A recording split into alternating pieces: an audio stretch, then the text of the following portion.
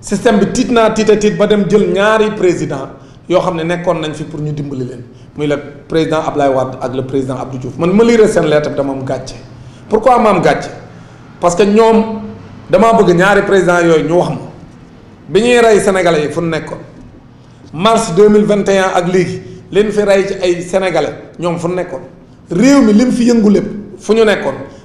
ñu ne woon kenn gi sax man c'est là où j'ai pas compris parce que le président Abdou Diouf dañu woon moom dootul wax ci politique gu Sénégal moom bi mu wàccee ci nguur gi en 2000 dañu woon dootul wax ci nguur ci réew mi lu jëm ci mbirum politique. kon tey loolu mu waxoon ci la dellu ginnaaw mais man awma problème sax ci mu wax ci mbirum politique mais man bi ma gisee seen lettre boobu ñu bind ñoom ñaar wala seen communiqué boobu ñu def ñoom ñaari présidents yi am ñoo fi nekkoon nga xam ne ñoo fi nekk entre les années 80 ba 2000 ñoom ñaari présidents yooyu nga xam ni wax dëgg yàlla dañoo amoon jaar-jaar ci jiite Sénégal kii jiite presque lu mat 20 ans wala 19 ans kee jiite lu mat 12 ans nga xam ne ay président lañ yoo xam ne bu réew mi nekkee jafe-jafe mënoon nañ leen ciy dégg ci intérêt sénégalais yi mais kenn mësu leen a dégg ci dara loo xam ne si intérêt sénégalais yi la réew mi bu ñu demee ba nga xam si dafa am jiixi jaaxa kenn daaw leen dégg wala bu ñu leen déggee rek kenn ki la muy Abdoulaye Wade te ci ay calcul la nekkoon ay calcul politique dem na fi defi protocole de Conakry moom li ko intéressé mooy doomam falu ci réew mi te Sénégal mooy dañuy nekk dans la diversion ak di xool ñoom libéraux yi ni ñuy def ba nguur gi nga xam ne mi ngi rëcc seen i loxo du ñuy def ba téye ko maintenant nag Abdou Diouf ak Ablaye Wade contradiction bi nekk seen lettre bi laa leen bëgg a wax yéen sénégalais lan la ñu wax ci seen lettre bi dañ ni na sénégalais yi waxtaan maintenant malgré luñ ma ak lu ñu mën a waxtaan nañ fexe bañ a respecter constitution bu Sénégal loolu wax nañ ko ñu ni waxtaan wi mu lalu ci constitution bu Sénégal ba noppi teg ca suuf daan na léegi dañoo bëgg élection yi nga xam moom lañ jàpp le 15 décembre 2024 que vraiment ñëpp waxtaan pour jëm ci donc ça veut dire que ñoom dañoo bëgg a jàppale Macky Sall mu forcer pour defee élection le 15 décembre 2024 mais loolu ñoom ñu ko bind sax xam nañ ni c'est en contradiction li ñu wax parce que su ngeen nee ci seen lettre bi yéen ñaari présidents yi da ngeen a bëgg waxtaan wi tënku ci constitution bu Sénégal mais constitution Sénégal leer na léegi mënul leen jaateeg dem ba le 15 décembre parce que 15 décembre day violer constitution bi te yéen a wax ni waxtaan wi na lalu ci constitution bi kon contradiction la li ngeen bind yéen ñaari président yi c'est une contradiction bu ñu nee nañ tënku ci constitution bi mooy li constitution bi wax la ñu war a def li constitution bi wax nag mooy Macky Sall mënta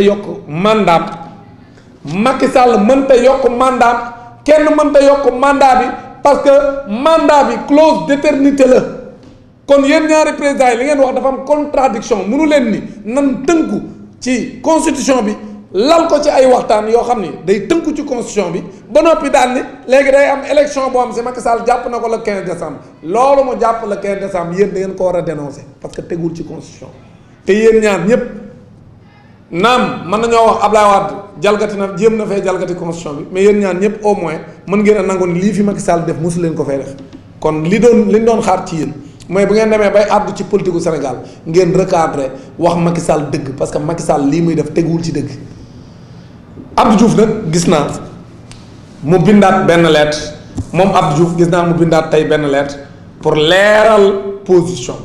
boobu mu leeral nag lam ca wax moom gën naa leer foofu moom d'accord naa ci ak Abdou Diouf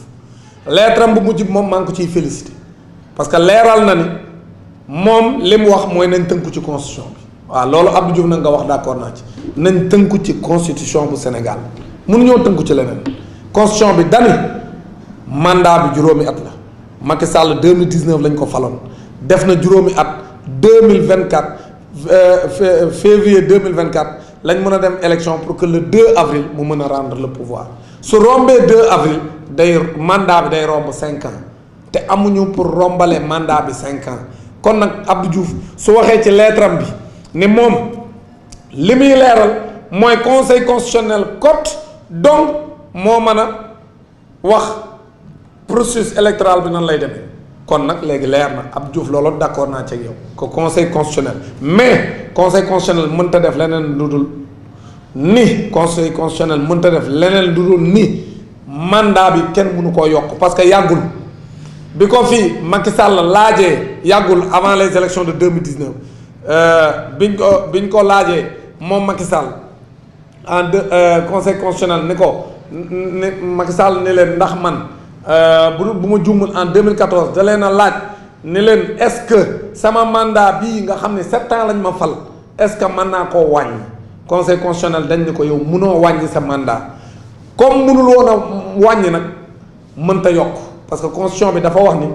mandat bi kenn mënu koo wàññi kenn mënu koo yokk parce que loolu la constitution bi wax comme mandat bi kenn mënu koo wàññi kenn mënu koo yokk suñu xoolee donc la jurisprudence mooy conseil constitutionnel comme wàññi ba Macky Sall bëggoon a def dani ko mënoo ko fee defee mënoo wàññi kon su demee yokkal boppam wala wuti pexe pour yokk mandaam conseil constitutionnel mi nga xam si moom moo am sañ-sañ boobu moom moo war a taxaw ni ko Macky Sall mënoo yokk nan la waxee woon ni mënoo wàññi mënoo yokk kon mandat bi 5 ans la mënta yokk te pour ñu respecter 5 ans yi il faut ñu organiser les élections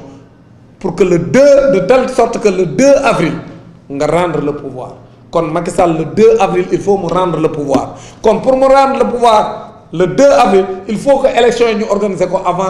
avant le 2 avril donc Macky Sall il faut ci temps bii fi des nii képp ku koy dimbali mu gaawantu bu fekkente ni 25 bi am na jafe-jafe ñu xool nu ñu koy lijjantee mais le 2 avril day rendre le pouvoir il ne peut plus diriger le Sénégal après le 2 avril après le 2 avril président bu bees lañ bëgg ci réew mi incha allah kon nag loolu mooy position bi keneen ku fi wax leneen ci tappale la nekk kon nag comme Abdou Diouf leeral na loolu ñun jàpp nañ ni wax dëgg yàlla moom génn na ci njuuj njaaj yi nga xam si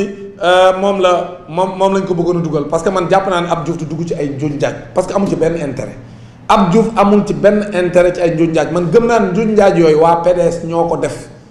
ba noppi nag woo Abdou Diouf ñu ànd ci Macky Sall pour ñu xool pexe yoo xam ni daan mën a wax ne ñaari président yi sax ñu ngi jàppale Macky Sall parce que Macky Sall kenn jàppale ko ci àdduna bi il est seul léegi nag comme il est seul waa PDS ci seen i manœuvre fexe nañ ba Abdou Diouf bokk ca mais Abdou Diouf génnaat na leeral yéen sénégalais yi dem leen lire 2e lettre Abdou Diouf bi ginnaaw bi Abdou Diouf signé mook Wade ba pare dafa dem nag def lettre boo xam dafa leeral ni moom daal day tënku ci li conseil constitutionnel wax kon li constitution Sénégal wax kenn mënu koo tëb loolu Abdou Diouf wax nag moom nañuy xaar ci moom kon ñu ngi féliciter Abdou Diouf ci position boobu parce que man bi ma gisee muy ànd ak Ablaye Wade di def ab lettre dama ne Abdou Diouf mii xanaa daa fàtte Wade ci suba ngoon ay manœuvre la de kon Abdou Diouf moom nga xam yoonam nekku ci Abdou Diouf bëggul a fal doomam Abdou Diouf bëggul a fal nitam moom PS gi ña ko fa nekkaloon sax daanaka ñoom tasaaroo nañ ba yoratuñu parti kon Abdou Diouf moom yoonam nekku ci moom ku mën a falu normalement wur cee yoonam wur cee nekk à part que comme on le dit quand même aujourd'hui quand le système est en danger tous les éléments du système se regroupent te loolu mooy situation bi fi am mais Abdou Diouf boo ko jëlee moom ci boppam amu ci benn intérêt direct parce que moom falul kenn bokkul ak Abdoulaye Wade mi nga xam ne nag suba ak ngoon ci nu mu fale doomam rek la nekk kon nag encore une fois li nga xam si moom moo ci am mooy aujourd'hui élection yi nañ ko waajal ñi nga xam ne dañ naan ay temps amatu fi pour ñu organiser ko loolu mënul nekk jàpp nañ ni mën nañoo organiser élection yi de telle sorte que le 2 avril incha allah dinañ mën a def passation de pouvoir bi Macky Sall joxe nguur gi maintenant nag li nga xam ni moom moo am ci sortie bi nga xam ni moom la Macky Sall def loolu lépp ci pexe yi la bokk parce que yéen ñëpp gis ngeen ko mu génn moom Macky Sall daan ni bu fekkente ni mun leen a ñëw ñu waxtaan parce que dafa bëgg a contraindre Ousmane Sonko à venir dialoguer parce que encore une fois ñi mu waroon a dialoguer yëpp dialoguer naa ak ñoom. dialogué naa ak ñoom Khalifa Sall dialogué naa ak ñoom Idrissa Seck ñu bëri def na dialogue ak ñoom mais ki nga xam si fi mu toll nii moo ko tëb mooy Ousmane Sonko léegi nag Ousmane Sonko moom léegi moom lay jéem a wan ne ko boo ñëwul ñu dialogue léegi mën na maa fexe ba jox nguur gi des forces organisées ñan ñooy forces organisées yi dégg naa ñu bëri daan ne forces organisées yi mooy armée bi waaw mais dafa am armée ci biir armée ñan ci armée bi parce que Macky Sall buy wax force organisée man li ma gëm mooy du armée bii nga xam ne ñu ngi ci camp yi Macky Sall yéen ñëpp gis ngeen ni dafa dooleel gendarmerie depuis que mu ñëw teg fi le général Moussa Fall dafa dooleel gendarmerie renforcer ay équipement gendarmerie renforcer les effectifs de la gendarmerie kon man jàpp naa ne buy wax les forces organisées waxul kenn ku dul la gendarmerie te ñun jàpp nañ ni loolu du wax ju rafet parce que man du ma lekk ci cere ji wala lekk naa ci cere ji ba suur te ni ma ca lekk jaarul yoon mais comme suur naa yéen du ma leen jox cere ji parce que dama ci xëpp suuf loolu la Macky Sall bëgg a def te fii comme niñ ko waxee réew mi ñun ñëpp ñoo ko bokk moom moomu fi leen dañ koo dénkoon sunum réew kun dénk nag ki la dénkoon sañ na toggam nekk mun la li ma la dénkoon app ba ma la ko dénkoon jeex na léegi dama koy jëlaat dénk keneen Macky Sall nag ni app ba ngeen ma ko dénkoon jeex na waaye kin koy dénkaat man maa koy xam man maay xool ki nga xam moo gën ci réew mi ki gën ci réew mi Macky Sall mënu koo xam ñun sénégalais ñoo ko xam ñooy seet ku ñu neex ku ñu soob ñu ni moo gën ci ñun ñu dénk suñu réew kon Macky Sall du moom moo ñuy tànnal kan moo koy wuutu ci nguur gi kon encore une fois taxaw def déclaration naan bu ngeen ñëwul waxtaan dinaa bàyyi nguur gi yeneen ay force organisée parce que léegi bàyyi na force occulte léegi force organisée lay wax léegi mu ne force organisée ñan ñooy force organisée man jàpp naa ne loolu déclaration bu garaaw la te war na koo leeral sénégalais yépp mais li mën a am mooy fii réew mi kenn mënu fee def loo xam ni ñun sénégalais yi ànduñ ci sénégalais li ñu bëgg waxuñu benn force ni jël di jël réew mi li ñu bëgg mooy force su sénégalais yi nga xam ne moom mooy seen sañ-sañ ñu jël ko exercer ko le 25 février 2024 jël seen réew dénk ko kin ko bëgg a dénk kon loolu c'est des menaces yoo xam ni man jàpp naa ne kii menacé moo tiit parce que moom xam na ne nguur gi liñ fi war a leeral bari na lool te lépp incha allah dañ ko leeral kon nag loolu c'est des menaces yoo xam ne c'est pour exercer un chantage sur Ousmane Sonko ni ko par force di nga ñëw ñu dialoguer soo ñëwul ñu dialoguer dinaa fexe ba yow doo jot ci nguur gi wala ku dend ak yow du jot ci nguur gi loolu moom la Macky Sall joxe comme message te bu fekkente ni li ñuy waajal mooy jël nguur gi jébbal ko la gendarmerie sénégalaise ça veut dire que xam na dañoo desee xam sénégalais yi fii réew mi askanu Sénégal ñooy tànn seen président kenn du leen tànnal seen président de la république donc wax jooju wax ju ñu war a ñaawlu la képp kuy sénégalais loolu wax jooju war na laa metti taxaw naan su ngeen ñëwul waxtaan ak man comme ni mu ko defee woon su ngeen ñëwul ñàkku damay jël ñàkk yi maye ko su ngeen ñëwul ànd ak man ci li ma bëgg dinaa def lu ma neex voilà donc Macky Sall loolu yàgg nañu koo wax maanaam yéen da ngeen di def nangam wala man damay def nangam mel ni moom alors que Macky Sall moomul amul lu mu moom bay ñëw di ñu imposer quoi que ce soit moom ñun ñoo ko dénkoon ñun askan wi lan ko dénkoon diir bi jeex na dañ koo bëgg a nanguwaat leen ko dénkoon dénk ko keneen mu ne moom moo ñuy seetal du koy dénk koo xam ne nee na mën naa andi jàmm ci réew mi non daa war a wax koo xam ne mën naa andi sama jàmm ci réew mi pas ko mën a andi jàmm ci réew mi Macky Sall li mu bëgg a wax mooy daa bëgg ñu bàyyi ko mu tànn koo xam ne mën na koo may jàmm bu jëlee réew mi waaye bëggul koo xam ne bu jëlee réew mi dana leeral li mu fi def loolu mooy dëgg waaye damay wut koo xam day wut jàmmi Sénégal déedéet kii wut jàmm Sénégal ñun Sénégal ñoo ko xam parce que candidat yi ku ci nekk da ngaa teg sa programme wala nga wane sa gis-gis ci réew mi ak wane sa taxawaay ci réew mi ñun sénégalais yi ñu xool ku ci nekk li muy wax ak li muy def ñu tànn ni Ousmane Sonko mii li muy wax moo nu gën a doy mais yow mënoo ñoo tànnal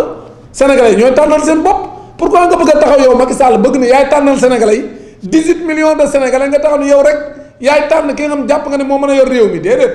yow kay li nga war a wax mooy yaa bëgg a tànn koo xam ne mën na laa wuutu ci li nga fi def waaye bëggoo ki la fiy wuutu ñëw di fésal li nga fi def loolu nag mooy li nga xam ni képp ku ci ànd ak yow mooy daa bëgg a yee fitna ci réew